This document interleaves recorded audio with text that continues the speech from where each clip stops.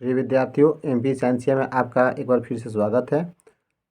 आइए हम लोग जो देख रहे हैं लेसन वाइज बोर्ड एग्ज़ाम की तैयारी के लिए केमिस्ट्री का जो ऑब्जेक्टिव क्वेश्चन है और मुख्य पॉइंट है उसका स्टडी कर रहे हैं। तो उसको देर न करते हम लोग चालू करते हैं। देखते हैं कि आज जो हम लोग कौन कौन सा पॉइंट्स जो है अध्ययन करेंगे जो बोर्ड एग्ज़ाम के लिए बहुत ही महत्वपूर्ण है। तो लेसन 5 में तत्वों का आवर्ती वर्गीकरण पढ़ना है। आप जैसे कि जानते हैं कि तत्व वह शुद्ध पदार्थ होता है जो एक ही प्रकार के परमाणु के मिलने से बना हुआ होता है। इसकी संख्या जो है 118 है। आवर्ती वर्गीकरण मतलब कि उसको आवर्त एवं वर्ग में सजाना। तो कई प्रयास हुए हैं, लववाजे, डोब्रेनर, न्यूलैंड्स, मेंडलीव और मोसले का आधुनिक आवर्त नियम। तो आइए इस पर आधारित जो है हम लोग ऑब्जेक्टिव क्वेश्चन को देखते हैं और समझने का प्रयास करते हैं। पहला क्वेश्चन है, धातु और अधातु के आधार पर वर्गीकरण किसने किया, किस वैज्ञानिक ने किया था। तो स्टूडेंट्स लववाजे जो है इसमें ए ऑप्शन जो है सही हो जाएगा। लववाजे ने वर्गीकरण किया था धातु और अधातु के आधार पर। डोब्रेनर ने तिर्यक नियम दिया था, न्यूलैंड्स ने अष्टक नियम दिया था और मेंडलीव ने परमाणु द्रव्यमान के आधार पर उसका वर्गीकरण किया था। यानी कि तत्वों के भौतिक और रासायनिक गुण उनके परमाणु द्रव्यमान के आवर्त फलन होते हैं, ऐसा मेंडलीव ने बताया था। दूसरा प्रश्न है, वर्ग 1A का सामान्य नाम क्या है। क्षार धातु, क्षारीय मृदा धातु, हैलोजन्स, उत्कृष्ट गैस। तो जो वर्ग 1A है इसको हम लोग कहते हैं क्षार धातु में बोलते हैं।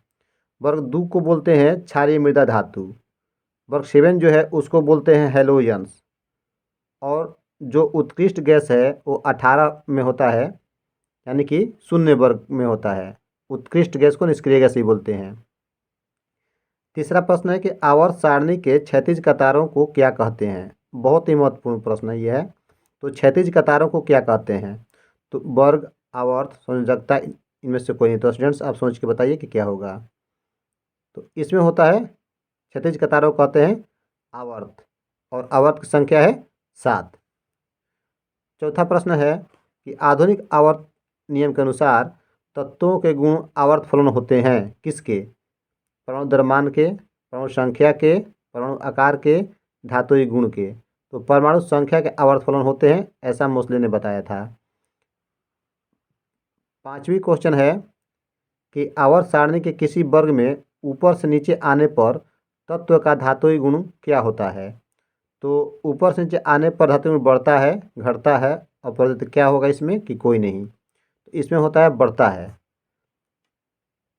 इसमें परमाणु त्रिज्या भी बढ़ता है और आकार भी बढ़ता है। अगला प्रश्न है, मेंडलीव के समय ज्ञात तत्वों की संख्या कितनी थी। 118, 63, 111, 7। तो मेंडलीव के समय ज्ञात तत्वों की संख्या जो थी वो 63 थी। अभी टोटल ज्ञात तत्व जो है 118 है।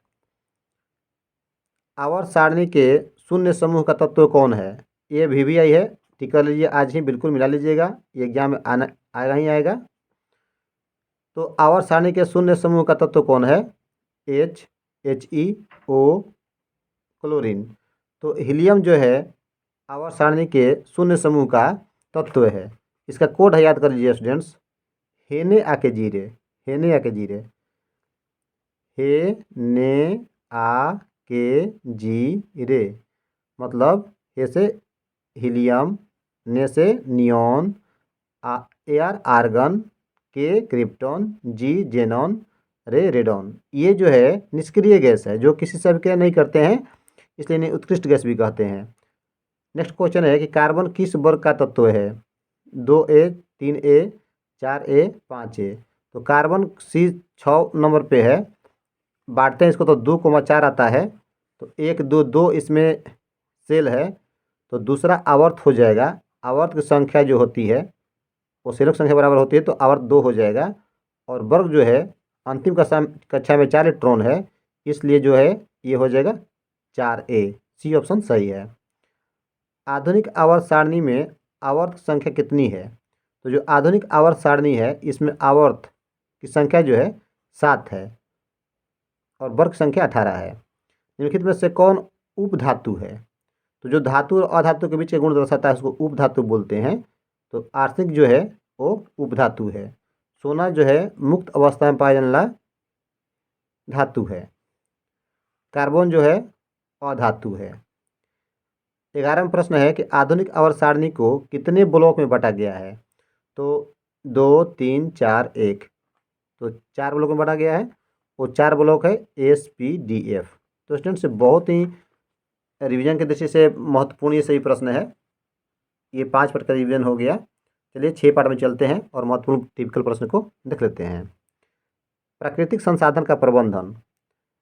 आज की डेट में जनसंख्या वृद्धि के चलते प्रकृति जो है वो संसाधन, जो भी प्राकृतिक संसाधन है जिनका लोग यूज करते हैं, वो कम पड़ रहा है और उसके दोहन से जो है प्रकृति संकट में पड़ गया है।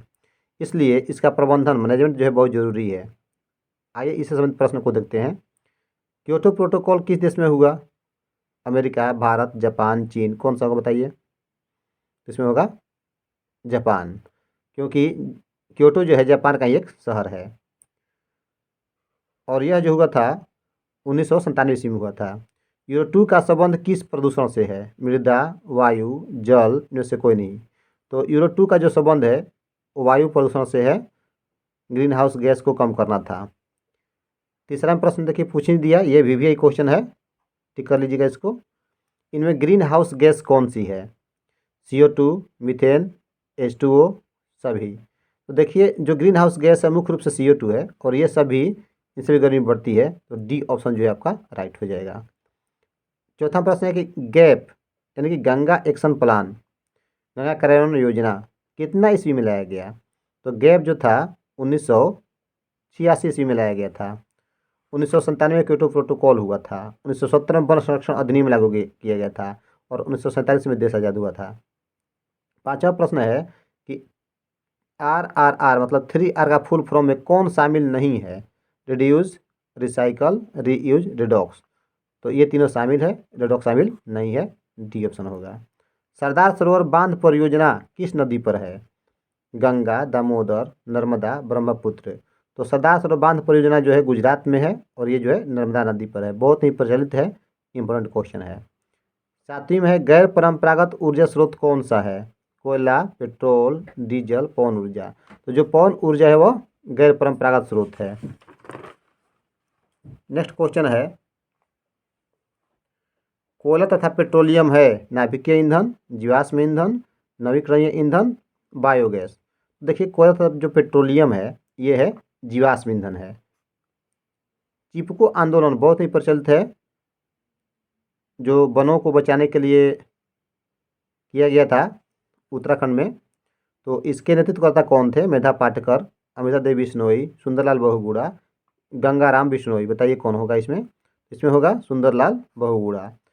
सुंदरलाल बहुगुणा और चंडी प्रसाद भट्ट जो मिलकर के चिपको आंदोलन चलाए थे। पवन ऊर्जा के लिए पवन का वेग कितना होना चाहिए? 150 किलोमीटर प्रति घंटा, 50 किलोमीटर प्रति घंटा, 15 किलोमीटर प्रति घंटा और 5 किलोमीटर प्रति घंटा। तो कितना होता है? 15 किलोमीटर प्रति घंटा। वनों का क्षेत्रफल बढ़ाया जा सकता है वनों का इस्तेमाल नहीं करके, बाढ़ रोककर, पेड़ लगाकर, पेड़ काटकर। तो वनों का क्षेत्रफल बढ़ाना है ना, तो कैसे करेंगे? क्या करेंगे?